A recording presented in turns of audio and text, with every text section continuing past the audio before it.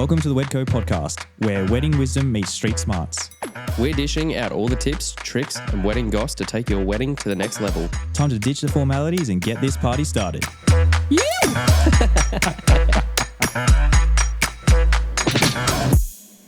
Hello and welcome to the WedCo podcast. I'm Togger. And I'm Joel, and we're here at the beautiful Kwila Lodge today. Awesome. And today we have Sarah on the podcast with us, Florals Co. How are you going? Hey guys, Welcome. good. Thanks for having me. Thank you so much for coming on. I'm Super very excited to be here. It's exciting times. A lot of things happening on the Gold Coast at the moment. A lot of shifts and everything. And we just see photos of your installations and everything come through, and they are gorgeous. So thank you very much. We're feeling very lucky. A no-brainer to have on the podcast. Oh, thanks guys. No, I'm very excited to be here. Perfect. Yeah. Well, maybe first, do you want to just go through and give a little introduction on who you are and you in the industry? So my name's Sarah and I own Florals Co. So it's been I've been literally since I was an infant, in floristry for 21 years this year. Shoot. Yeah, I started when I was 12 for a family friend's florist shop, afternoons and weekends, and worked there for 10 years. So that's all I've ever done. So my whole teens. And then I was 22 and I moved to Sydney and was kind of thrust into the wedding and event industry down there. I don't know how I got some pretty incredible jobs at amazing venues and event companies. Just kind of faked it till I made it. And that was just over 10 years ago. So I was thrust into the event world down there and just because I'd had so much shop experience, I'd had so much flower. But what I always say to people is shop floristry and weddings and events, very different, extremely different. So when I went to Sydney and I kind of was applying for these, jobs that were way more in the event realm, I just had to fake it till I made it. And I landed an incredible job. And, just had to Google how to do a hanging installation. And I'm at Bunnings every week to the guys, so this is what I want to create. What structures do I need? And I just did that for years and then started Florals Co, my actual business that I have now in Sydney, and that was 10 years ago in May. Okay. And then had that sort of on the side there while I had full-time jobs as in-house florist for felt like I was at the Opera House under Aria Catering, but we were based at the Opera House, so that was pretty epic. And then Royal Sydney Golf Club, which was also really amazing, doing events and stuff there and weddings there. And then had Florals Co on the side and always was just kind of slowly building that. And then after about 4 years in Sydney, I was I want to go home. It's pretty, it's I love going down there now for weekends, but you just can't beat the lifestyle up here. So I made the big transition to bring the business up here, but I had to have part-time jobs for the first few years just while I built it till I felt confident enough to go full time. And then that was 6 years ago. And I went full time with it, I think 4 years ago. And now, team and warehouse and tell us a little bit about the team, I guess. Well, I've got beautiful girls, and obviously people come and go and people have babies, but I have in Instagram, everyone would know my Bex. Special shout out to my Bex. So we met in Sydney 10 years ago. She sort of met her through another florist and ended up hiring her for a job, and she's English and we really hit it off. And then I had a roommate moving out and she moved in, and then I moved up here and we joked that I made her follow me up here, but she's now with her partner and she's been an integral part of the business. And she's just literally any day now. She was messaging me this morning her second baby's due any day now. So her and I kind of ebbs and flows. Even when she had her first baby, she goes and comes. So she's my right-hand person that I've had forever. But I've got other beautiful girls that have got a solid team of about 4 of us now, and freelancers and a lot of other people to reach out to. So I never can take credit for it myself. I do love to. I'm very hands-on, and even with the admin, and I meet with all of the couples, and I'm really hands-on. But then I always say to clients, if I can't be there, I'll let them know, and the team are all over it. They've all been with me for many years. They're all fine. I trust them. Yeah. How have you found that? Because I feel there's I very much built my brand around me, and I was on social media, dancing in the car, I'm on way to a wedding, or I'm down here at the beach with the fam or whatever. And then you kind of try and shift, especially when I started adding video, and then it's but how are you doing both? Do you do both photo and video? And I'm no, I'm going to have my mate, and then they're oh, and there's that awkward oh, but it's not you. And it's but I'm there. Yeah. And they're like, oh, but we want you as the videographer. And I'm like, well, I'll be the photographer running the day. So like, how are you kind of finding that? Like, has that been uncomfortable? It definitely took like years to get to that point. And I feel like that's why I see these, awesome new florists coming into the industry, and they are doing everything themselves, and obviously to save money and not spend money on wages and things. And I just quickly learnt that I was burning out that way, and I hate to work alone. Like even now, if I have to do a job alone, I'm like, put the laptop on and have to watch a show. Like I love our team environment. It's like it just creates more creativity, in my opinion, or bouncing off each other. So yeah, it's a funny question. Like it took years to get to that point to I really like when I rebranded the website and everything, really honed in on like team. We are a team, and I've had girls who have been with me for years, like even like the two ladies who I worked for from the age of 12 to 22. One of them, well, they both sort of came out of retirement to help me, but one of them still helps me now, like all these years later that I've been back on the Gold Coast. But we never tag her on Instagram or anything. She's like, I'm too old for all that. But like, she's been with me for years as well. And like, I just sort of just say to clients, if they're ever get a bit worried, because I have had that before, they say, do you do more than one wedding in a day, which we used to because we had such a team. But I'm really, and I find a lot of people in the industry doing the same thing, is I've really like sort of really shifting things. And I'm really we are only wanting to do one wedding a day moving forward. Like I just, then I can have just more control over it and not be doing like 4 or 5 weddings a week like we all sort of did after COVID. Exactly. And although you can have, but that's where a team comes in really handy, because then you can have, one team out in that van, me and a couple of girls out in another van going and doing things. But I feel like I did that for years, and I'm just now, I'm wanting to not do 120 weddings a year. I'm like 40, 50 a year. Well, I'll be happy with that. I've found my sweet spot with that. I feel like a lot of brands, they do that, like kind of expand and then contract again and kind of like work out where works for you. And also like different aspects of your life. Like during certain times, 5 years ago, like hustling and doing as many as you can is awesome. But then you get to like this other side and you've got family and everything. And you're like, well, I do need to slow down and be more purposeful of when I actually am working. I can't be working all the time. Like you've got other babies, and it's not just the business baby.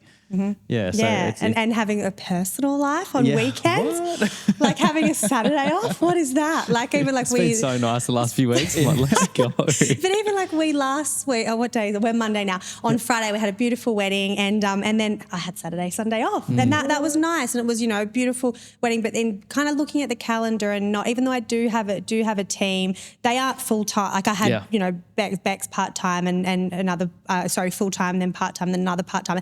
But now it's kind of like just more like freelancers, because our industry is so seasonal. So I actually found talking from a business owner point of view that like when I did have the girls on like salaries, in those quiet times when you're having to pay like warehouse rent, wages, like it, and then I would just, get in these tough times where I would just pause my wage. So now it's kind of like I'm just sort of scaling back to just have more like freelancers, and then those girls might have other part-time jobs and things like that. Exactly. I kind of went big and scaled up like that. Yeah. I kind of, to be brutally honest, realised that I didn't make that much more money. I was just like in the higher tax bracket, paying out so much more wages. So I'm kind of like, scaling back and not doing as much. Yeah. And hopefully. I feel like that happens where you own the business, and then you look at like the people you're employing and you're like, maybe I should just be an employee. Like I just rock up to work and I work and I earn pretty good money, and I just go home. Say, if I didn't love flowers so much, like I love Bunnings. Yeah. Like I am at Bunnings. Like I really always say, I'm like,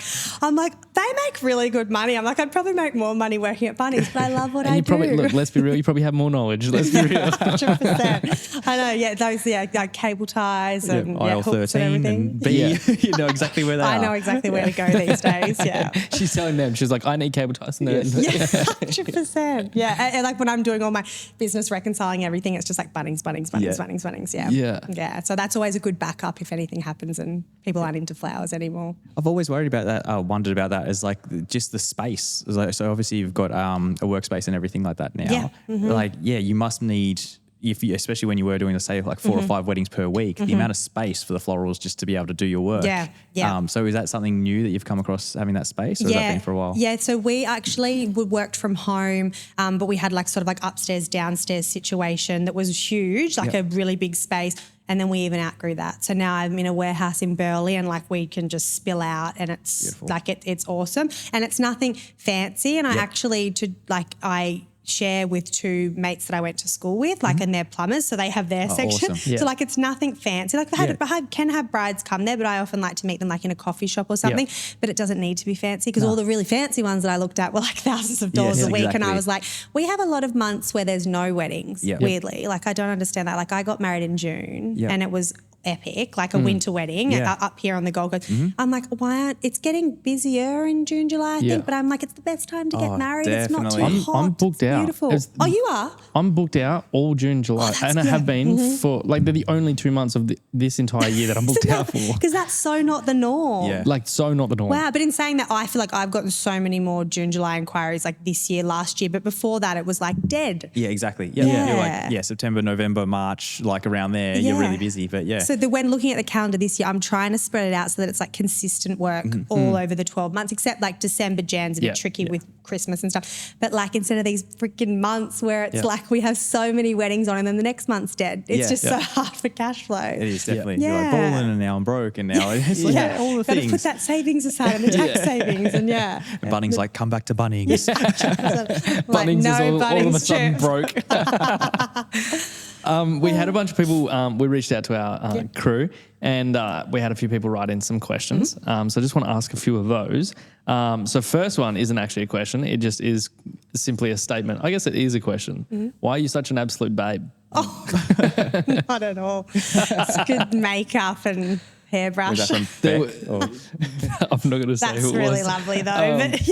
But there also was one that would from be one of Mandy. my friends trying to. Yeah, like, there was one from Mandy, but I'm not going to read it. oh yeah, that'll be dirty. So how did it feel when it was your wedding? Yeah. So it's funny. Hey, like I really wanted to elope. I was it like last June that you hang on. The year before. So not last June, the year before. That went quick. Yeah, I know. Like it's been like over a year and a it was half. like recent. Yes, it feels like that. It's crazy. You're old news. I know, yes. That was 2021 or whatever. No, 2022. I can't even keep up with the years. It was like I really wanted to elope, but my now husband, he really wanted the big wedding. He had 9 groomsmen. He's like an all boys boarding school, and then so when I told people they'd turn their nose up, and I'd like, yeah, but I can't judge. Like they are like his brothers. They all grew up together. I can't pick anyone that he wouldn't have, and then I ended up having 7 as well. So we had like a massive bridal party, which was awesome. But because I just said to him, I'm like, if I do this, I'm going to feel the pressure and it's going to need to be mega. And I was like, let's elope. Like it was just coming out of COVID though, so we couldn't really go overseas. So we ended up, we had the big thing and it was massive, and we originally had like 160 people, but our venue shut down like 4 or 5 weeks before. Private property, council licensing and stuff. It was just all a bit tricky. So we had to scramble to find a new venue. And it was Bellingdale Farm, which was beautiful, which I think, I don't know if that's operating anymore, but it was incredible. And then we ended up like 140 people and it was mega, and then went mental on the flowers, but also the flowers were nuts. It was nuts, but this is, I tell everyone, like it wasn't meant to be. Was that the minimum spend? I only don't, brides emailed me after that, my own ceremony, and I'm like, and they would tell me what their budget was, and I'd be like, oh, that's you can have the ones at the front of the aisle. It was honestly, I won't even say how much it would have been because like I don't even think Matt still knows the price, but I was like, tax write-off. Yeah, exactly. But that actually ended up, it was funny how that all worked out because it was a really, really bad week for flowers, like weather, and I think there'd been like flooding and it was cold, it was June, and it was after COVID, so the flights were all still funny. Every florist I'd spoke to after that said, oh my gosh, florists in Perth, Adelaide were all like, it was a terrible week for flowers. So I get calls from my suppliers being like, Sarah, this shipment isn't coming in from overseas and they just didn't pull through with all the flowers that I needed. It was a nightmare. So one of my girlfriends in Sydney who was coming up to work on the wedding just went to Sydney Market and she just scrambled whatever she could. So it ended up being probably double what I originally wanted to spend, but I was in panic mode. And I'm on the phone to her 4 days before my wedding, like, get all this stuff. And it was just like, it was like overload. We're not going on a honeymoon anymore. Literally, like it was a lot, but it was beautiful. And I look back and you always criticize, like I go, oh, was it overkill? But everyone's like, no, it was so amazing. But you're always your own worst critic. Is that the way I'm like, it was just like, it was a lot. Yeah. But it was amazing, and I will always look back and remember everyone walking into the room. I wasn't actually in the room, but everyone walking in apparently was just like, there's just like flowers everywhere. Yeah. Like I'm biased, and I think flowers really like elevate a wedding and really change it. I just went to the bloody other extreme. Was the only thing. You almost forgot the furniture. Yeah, you couldn't see any. Couldn't see the chairs. Because the Belling farm had lots of wood, and my original thing I had like a Marquis Sperry tent, and it was all very white and light. So then I was like, when we had to scramble to find a new venue, I was like, there's so much wood. I just want to like cover the wood and have florals on the beams. And by the end of it, you couldn't see any wood. Like it was too much. I was like, I would have liked a little bit more wood showing maybe. Yeah. Yeah. How do I keep my flowers looking good after the ceremony so that when we do our portraits, they still look nice for photos? What month are you getting? Exactly, not December. Honestly, even December, Jan weddings, like I do warn brides, like if you're getting married outside, like, and honestly, and your flowers in the direct sun, like they're going to be like dead after the ceremony. So it depends on what month. Like if you're getting married November, December, Jan, Feb, they're all like really hot months. So if your flowers are in the direct sun, a big thing that we do is we stay on site or we come back and we like transfer them into the reception space. So we do that as quick as possible to like keep them fresh. Yeah.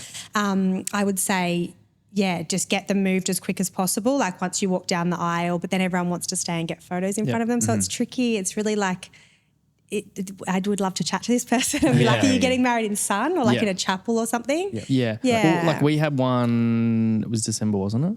One on Braeside? Yes.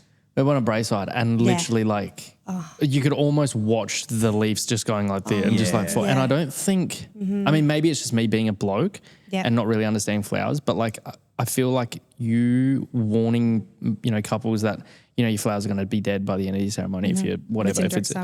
I feel like they kind of don't really like take like the full grasp of that, of like what your flowers will actually look like by the end of the ceremony. Because like these things were like dead. Like we're not taking them for portraits. Like we got them and we're like, nah. And they were like gorgeous. We can't. And I was like, I can't. Yeah, like, it's so, like, and we wait until the very last minute. Like a perfect example is Rach from the Events Lounge. We did Rach's wedding.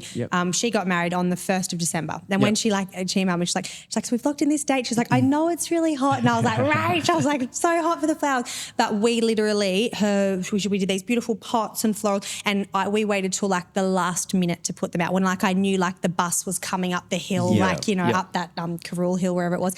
And I like, we waited but then even like after the ceremony, they were still, the roses were all like this, the hydrangeas were like that, and it was just, there was nothing we could do, but they like really sad looking, like a sad hydrangea. But it was like there was nothing we could do. But I had warned her about all that, and they had umbrellas and stuff around, and like I guess that's all that you can do is warn and just say, if you're getting married in direct sun, we'll get them out as late as possible, and then let's just move them as soon as possible. Because my big thing is like people spend, and I'm so big of like inject all your budget into like an incredible ceremony situation.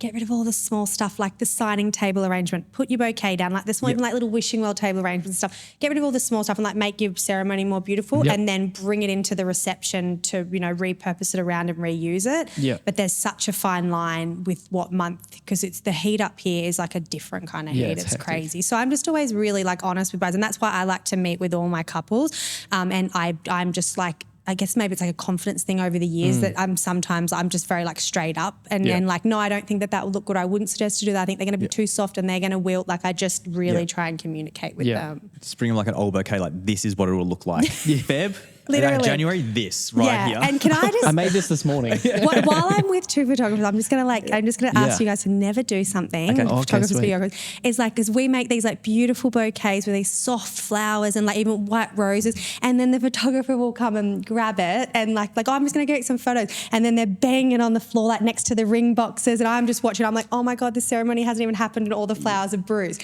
So there's that as well. Like you guys haven't done that, but I'm just saying that like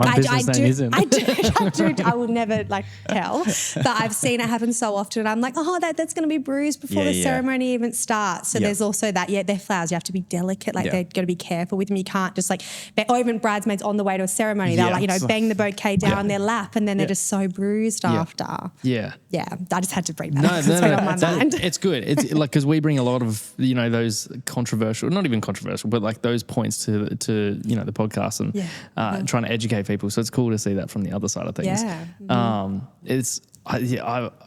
It seems so bizarre to me that someone's like treating it like that. Like we walk into like a bride prep and we're like grabbing the dress and we're like, we're like super delicate, and then mum's just like throw it here and whatever. You get like a flower shot and you're like, stay there, Yeah, stay yeah, there, do yeah, not fall yeah, over. yeah, stems, Like, Joel, you watch that, I'll go you get a be- photo, and then like swapping over. 100% instead of just like laying it down on the ground and all the flowers are just squashed. Yeah. Yeah, and I think that comes back to being guys as well. Like if we wreck it, like mum of the bride's going to tell us like what you did. 100%, So yeah. like, we'll be good. Yeah. Or that really bitchy bridesmaid that's just like, oh my gosh. I guess you did put, sorry, do you have any other got one questions? more. Yeah, go Yeah. for that. And then the last one was, I absolutely love your work. And do you offer florals that are locally sourced? Yes. So for 4 years there was like there wasn't that many flower farms around, and it was like quite hard to get like locally grown roses and things. So we did rely heavily on imports. Yeah. But about a year ago, I really started to like shift things to be like a lot more locally grown, because now the availability, and there's like so many awesome little flower growers that have all popped up around that we can, we do have to go and pick the flowers up, and it is extra work, but that's just all a part of it. But then also like, Gold Coast GC Flower Market's open, and they have a lot of little like local suppliers and stuff that drop stuff off. I get a lot sent up from Sydney, from Melbourne, so sort of from all over Australia, but definitely more supporting local flowers. But sometimes when they can't pull through with quantities, then we do rely on like the import roses, because time and time again they are just great, and they last, and they're not going to like be speckled and ruined like some garden roses. But we do definitely a big shift now that myself and a lot of friends in the industry supporting the beautiful little local flower farms. Is like around. the main advantage shopping internationally is because they do last, because they spray them with like lots of stuff to transit. That honestly, the chemicals are not great. Like I even have this thing with my staff, like when we're touching them before we eat or anything, I'm like, we all do a hand wash, because it's not good. I mean, any sort of flower farm, they do have to spray them to some degree, but like the ones that they do in Ecuador and Colombia, it's next level, like carcinogenic pesticides. So I'd prefer not to. Yeah. But it's just like they're reliable because that they last really long, and then also I've just lost the other point. But and the quantities that you can get. That's the thing. With your beautiful like local garden roses and dahlias and things, it just depends if you can get the quantities of them from these beautiful little flower farms, but they might be like, hey, we've only got 3 bunches available, and you're like, crap, I need like 15. You're doing big installations, like you need. Totally. And that is the part of the job that I really lose sleep over. Like it is just like, oh my God, are they going to come through? Even my own wedding, like, oh my gosh, nothing, I can't get anything, like because it's Mother Nature and it's weather, and it's so hard when brides want something so specific, and you're talking to the growers or the wholesalers, and they're like, oh, it's been too hot, or there's been flooding, or it's been too damp, and you're not going to come through. So I have it in all my contracts and on the back page of our quotes that we do, that like, we go above and beyond, we do our best, but you're working with the seasonal product and with Mother Nature, and sometimes we just can't get that shade of that or those flowers, their season will be shorter, or sometimes they're longer. So it is a very stressful part of the job. It's so hard. Like you can be so organized, but then up until like say a week before, there's like I can't do anything about that part. Like we can be as organized as possible, but until that delivery date, it is what it is. Like kind of within reason. But even things because we have to place orders 4 weeks out. So you'll place for a certain shade of like a rose or a dahlia or something, and then 4 weeks later, maybe to do with the weather, that shade has changed a bit. So then you pick it up and you're like, oh my God, they're hot pink and they're meant to be blush pink. Like there's all that as well. Yeah, okay. Yeah. Interesting. So a lot of people, so the big ones that we see obviously on Instagram, people are going to be showing the best work and their biggest work a lot of the time. Is that a majority of your work? Is people are seeing these big installations and that's a lot of what you do?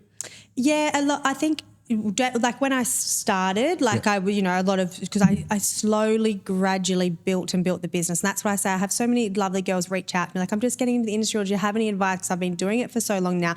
And they're like, do you have any advice? And I'm like, just start small and then build yourself up until it's a confidence thing. And like, then build you up. Don't come in and be trying to do the mega huge jobs. Just start small in your confidence and grow and go. And I think over the years now we do just do bigger, but like I've got a $5,000 minimum spend because there's so much work involved, and you're dealing with that client for over 12, anywhere between 6 months to a year and a half, and like so I also I set that minimum spend in place, and then with that like we now don't take on another wedding on the same day, and so we do bigger stuff. Yeah, That- for sure. yeah, if that makes sense. With there like a minimum spend, what would that kind of look like? Say $5,000. Like, yeah. Well, honestly, I think other florists have spoken about it on the podcast, but like how much flowers have gone up in price since COVID. Yeah.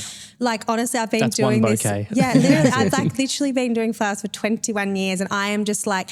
But I support it. I'm all for it because I'm like I get why the girls have to. It's a seed that they then have to nurture and water and then condition and cut, and then it goes like to us. There's so much work involved in that one bunch of flowers. I completely get it. But flowers have just gone up so much in price. And the reason that I do now have a $5,000 minimum spend is for years it was $2,500. But honest to God, now what $5,000 would get you might have been what $3,000 got you back in the day, because that's not to do with us. Yeah, even though right. You're not making more money. It's even though our wages and tax and everything do go up all the time. But it's like it's actually the actual cost of the wholesale flowers before we even then put all the time and effort and hours that it takes, to prep everything and arrange everything.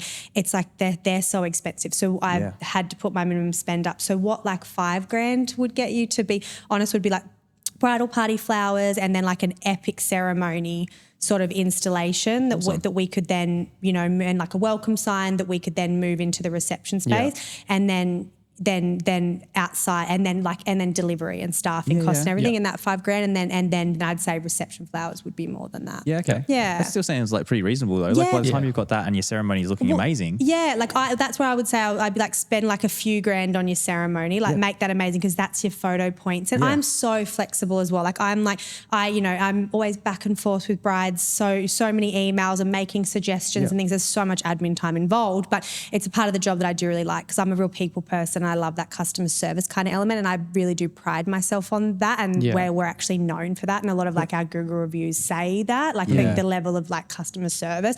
So I will be like, if you're going to do this for your ceremony, then maybe, okay, well, you've got a little bit of budget left. If you're going to go to like $7,000, okay, well, maybe let's just do like beautiful bud vases down the table, and then like something on the bridal table, and like make suggestions. Or someone might come them up like, hey, I actually want to spend $15,000, and I'll be like, oh, epic, okay, well, let's do this and make all suggestions, and then send them a very detailed quote and move on. It takes me a very long time. That's why when you don't hear back from like a quote or they ghost you, I'm like, just let me know. If it's a no, which is fine. But I'm like, we spend so much time on like the mood boards and the breakdown and the quote and everything. But just so that they can, if they're going to drop all that money on flowers, just so that they can then get a visual of it as well. Yeah. And especially if you're only going to take on like one client per day as well. Like, I can only work 40 weekends out of the year. Like you need to know the essentially the business is going to keep going by booking that many worth of jobs. Absolutely. And that's where the minimum spend is important, I think, for any florist starting out, to be honest. And I've done it where we've done like, two, never more than 2 in a day, I would say. Like there has been maybe occasions where we've done 3 smaller ones in a day.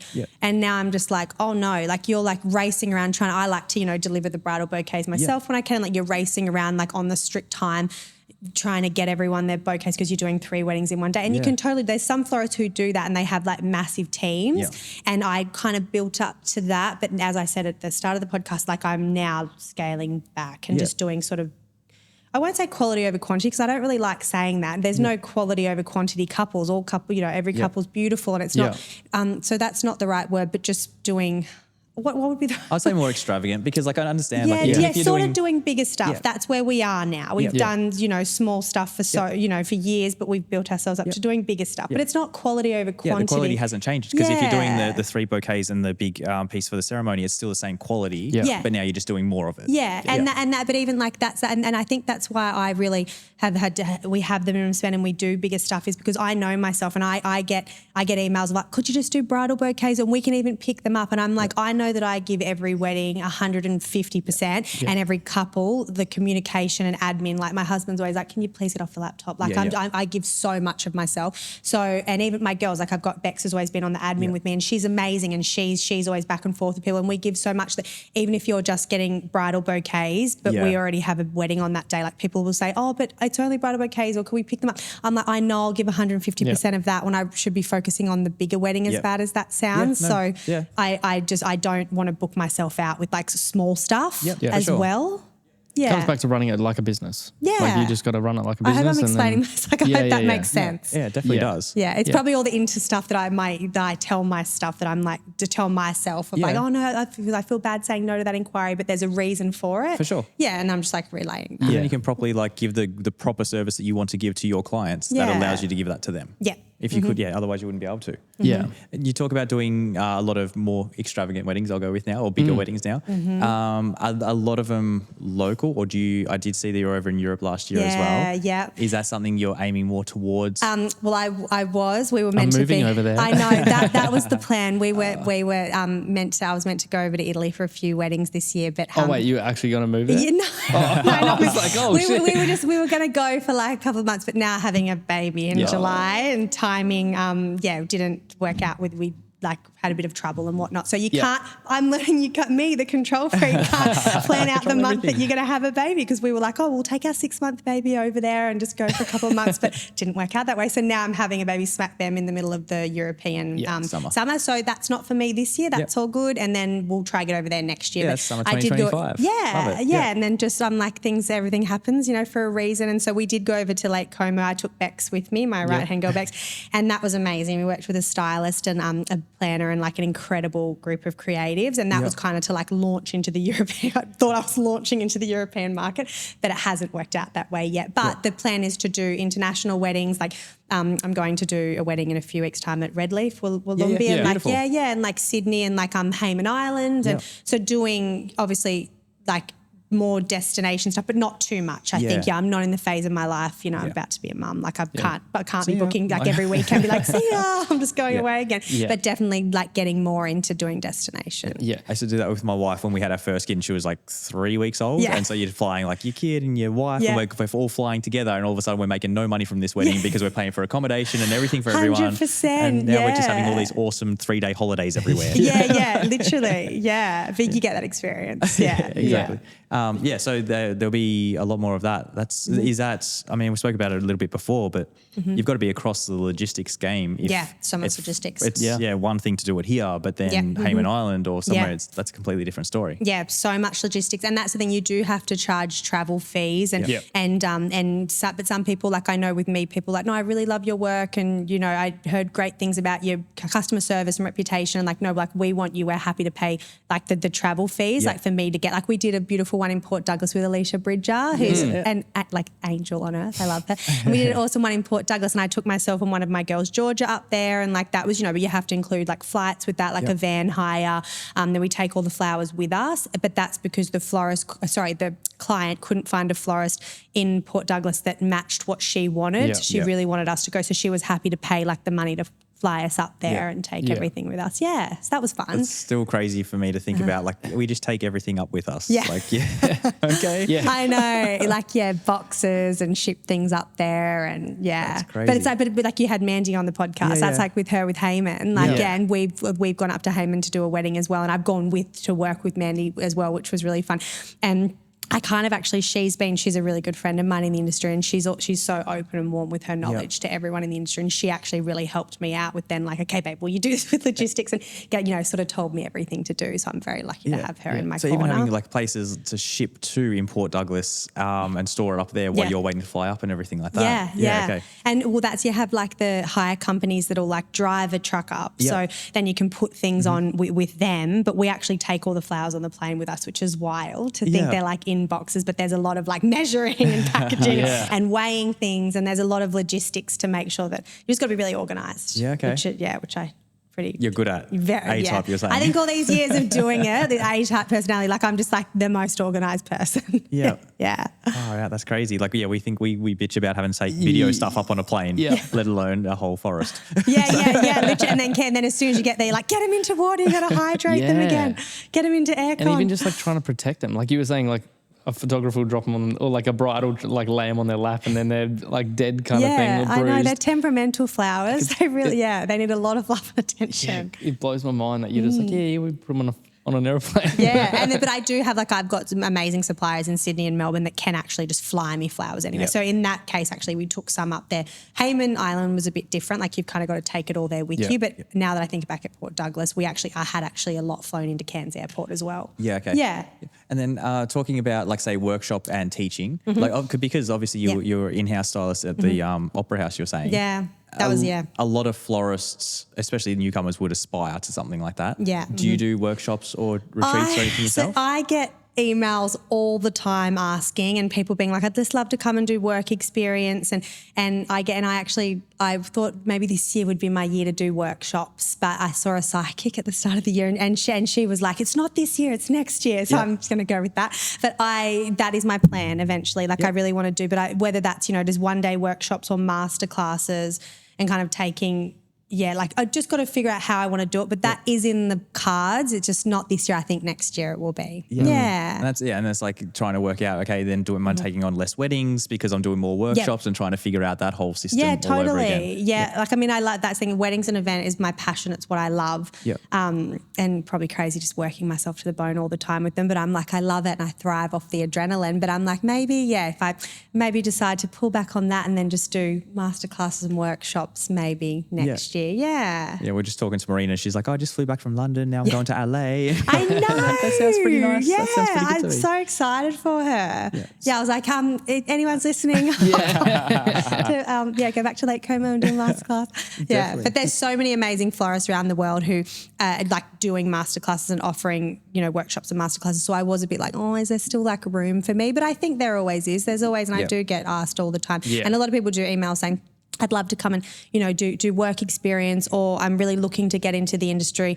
Like I buy flowers at the weekend at the farmers markets, and I'm like, I wish that I had the time to just like bring people in and train them, but we're just like so busy, and it's such a sort of like a production with my team that I just don't have the time to have someone come in and train them. Yeah. We have had like work experience girls from Florist course and stuff. Definitely take those types of things on. Yeah. So was that the kind of the whole plan behind like the Italy, like Lake Como thing was for you to launch into that? So was that like a styled shoot or was that a wedding? So it was a styled shoot. I actually got approached by a planner over there who's based in Venice, and she was like, I've followed you for years. Like I've always loved your work. She said she's got a lot of Australian clients reaching out to her. So she really wanted to have an Australian florist on her team. And and we had an exciting year planned this year, but that's what that was for, to then, because there's so many Australian couples that get married over there. And then I have a couple of other florist girlfriends who are also looking to do the same thing. And I think that they may have booked weddings over there because there's so many Aussies and like Americans and people from the UK. Getting married over there. And I won't even say it's like a language barrier thing. It's not, because the beautiful Italian florists over there, they're, fine and speak English, but it's more, I think, like an Australian couple, just say someone from Sydney's getting married over there, then they can meet with that I could fly to Sydney and meet with them, or they could meet with a florist in Sydney. And then it's kind of exciting that you're all going over there together. I think it's, when you said that, I think it's actually opposite. Like when I've done a few ones over in Italy and I feel like the like even the Instagram and the business of the Italians, it's very easy to compete against. Like I feel like the level in Australia, that's pretty much the only one I know, is like so high that you go over there and you're like, I could easily book jobs here. The planner stylist actually said to me, I was like, why reach out to me? And she said, because of, the Australian inquiries that she gets. But she said, and also because Australian florists are about 2 to 3 years ahead of the trends of the Italian florists. And I was like, really? But then the more and more photos that I've actually looked at more closely since she said that, I'm like, I guess we're doing things differently here, and then they're maybe doing them a little bit delayed. And it's just Australians expect that, that and then they go to book a vendor over in Italy or Europe and they don't get that same service, or the Instagram page isn't the same as the Australian one, and they're like, well, it can't be as good. But it's just the way it is. So I think, there's definitely a big opportunity for Australians to be working over in Europe. I think so. Sure. And I've been to Europe so many times now, and I love it. And I always feel like so at home. Like my husband actually like lived and worked in Greece for like 4 years. I think he did summers over there. And so we always feel roads in Greece. Like we feel really at home there. And I'm like, we could just win the lotto and buy something over here, and I'll just do weddings over here. Like I love it over there. Just buy one of those €1 houses. Away you go. Just start doing some renos. Like isn't that like in France? You can get like even rentals Italy, for like 20 years. Italy, we'll be right. We'll just like infiltrate. Move to Sardinia. Away you go. Let's all go. Come on. There's market for all of us. I've talked about it with friends before. I can see you doing that. You've gone over there with all your kids too. Yeah, it's good. That's epic. Just take 10 of your friends, and we're all going to buy in a village for €1 each and do up the village, and next minute. I'm there. Honestly, I've always said, I'm like, I'm going to be like, maybe it's like wishful thinking, but I'm like, when we have a baby, I'm like, we're traveling. Yeah. We're strapping them onto us and just like adjusting to it, because the travel has always been my thing. Yeah, for sure. Yeah. And then even going and experiencing other cultures, and then coming back to work back here. Yeah. And like incorporating a little bit of Europe back into here. Yeah, like inspiring. Definitely. Yeah. And even booking wise, I feel like, especially photographer wise, like, oh yeah, I shoot in Europe. And now Yeah. I come back to Australia and like, you shoot in Europe, you got to shoot my wedding. Yeah. And it'll be the same for you as well. Like, yeah, I Bit glam. style in Europe, so I can do it Yeah, a here. bit fancy. We actually, that Lake Como shoot, it was nearly a year ago. But you know how these things work, it's going into like the magazine over there and different publications, and it just takes so long. So we're actually, I think next week, about to start rolling it out a year later. But it's been just like we've had to wait for publications and going in like UK magazines and like European magazines and things like that. And then finally, it's been a bit of a lag, but I'm like, it's what we did still, like even on trend. Yeah. I know, it's a bit disappointing. That's It's crazy. taken so long. That's crazy to think, because if that's the case, you'd want to make sure that like whatever publications and stuff that you're reaching it out, like sending it to, you want to hope that they've got good engagement and like you're going to reach something. There was one I won't mention, like one more of like an online situation, and it was all a bit of a dud, and then I probably don't know. You're right. But it's actually been a bit of a nightmare, but we're almost releasing it. Yeah, awesome. Obviously, you got a pretty decent like Instagram following on your personal and your business page. Is that a lot of work coming through Instagram? Is that your main source? Definitely, Yep. I think Instagram for sure. Yep. And that's the thing on my personal. I do post a lot on my personal. I'm trying to find that like balance, because I'm like I try and keep my Florals Co like not so much me, and then I have my personal for that. But it's hard because I know that people want to see the face. So my thing this year on my goal list was like talk more on Florals Co and be more engaged on that. So I think I need to do that. And that's such a battle between people is like you either go, I am the business personally, or the business is a standalone thing, and there's so many differing opinions about which way to go. I'm definitely in the I don't do it, but I'm so in the case of like the personality should be the brand. I feel like more people are going to book you for that reason. But there's so many things that come along with that that you can't walk away from it, or that you're all of a sudden I'm down at the beach and I'm filming the beach and I'm like, I don't want to be on my phone. I know, and sometimes even on like my personal, I just like even the last few months I had my morning sickness was like insane. Like I was just like, I can't even be bothered getting onto that. Like I was just like, I was off it for like months. But the thing is, it's such a world where you've got to show up and you've got to be engaged, and otherwise followers are just dropping. And like, not that I care about that, but I'm like, people out there, you can see they're hustling to try and like build their business profiles, and so I need to be more active on it. It's one of those things that like there's always up and comers coming in. There's always up and comers coming into the industry, and like people wanting to give it a crack, and like some really do, like especially like I've seen a bunch where they before they come into the wedding industry or whatever, they're actually marketers or whatever. And so like they kind of hit the ground running. Oh yeah. Or like we were just speaking to Lauren and she hired a business coach pretty much off rip. So these are people that are coming in and like really giving it their all. And so if you're just like, so us old ducks are just like, I'm like, I need to step it up. Like it's a good kick in the butt, I feel. It's so hard to stay motivated. It is, like, it is. And because you guys have been in the industry a long time as well. And when you have, you kind of get not comfortable. Like I'll never say I'm comfortable like creatively with the flowers. Like I'm always trying to push myself and do like style shoots and open days and things to do something out of the box. But definitely like in the social media aspect, you kind of get this like, oh, well, I'll still get bookings because I've been, my reviews are good. I've been doing it, but it's actually the game's changing a lot. Yes, I do see these young people coming through and I'm like watching their stories being like, oh, I'm feeling inspired. I'm like, I should probably get on there and do that. And like I was one of them. I was like, I came in and I was like I was posting so much on Instagram and like just my engagement was through the roof. I was doing some of the cringiest stuff ever, but like people were loving it and like people were commenting on it. And so it's like, that's good for the algorithm. And so I was just like kind of leaning into that. And then like nowadays, like as of like 4 days ago, we hadn't posted for a month. And I was like, that's terrible. But at the same time, I'm just like, life, it just gets busy. I know. And even like I'm like on Florals Co, like I always I like to post the professional photos on the grid, right? But then that leaves me like I'm having to email brands like, hey, hello, like do you have any photos I could use? And so what I want to do is, because I see some other people's feeds who just use like iPhone photos, but it looks really good in the feed. So I'm like, okay, I need to start trying to get some good iPhone photos and post more of those in the feed. So I've got constant content. I've never seen a good iPhone photo in a feed. Really? Yeah. I never seen swear, it. I'm like my thing with blurry videos. I'm like, what's going on? Yeah. Some people are good at iPhones iPhone. just I don't suck cut at it. iPhone photos. It's right Yeah, I do too. Yeah. But even the lag for me, like I've always had 35 weddings a year. Like for the last 10 years, it's like always been 35 That's weddings. a good number. But then this year, I'm really struggling for bookings, and it feels like I did nothing for my business last year whatsoever. Yeah. And it comes back to like you just kind of expect I've been doing it for so long, I'll just keep getting those amounts of bookings. Yeah. But now because you're not putting in the effort, you're not getting them, and you're like, oh shit, I better actually do something. Yeah, and I think it's in so many industries that there is so much competition now. And I always do sell it with flowers. Like if you're getting a quote or a photography, videography quote, if you're getting a quote and it's like really cheap, it should be a red flag. It's probably cheap for a reason.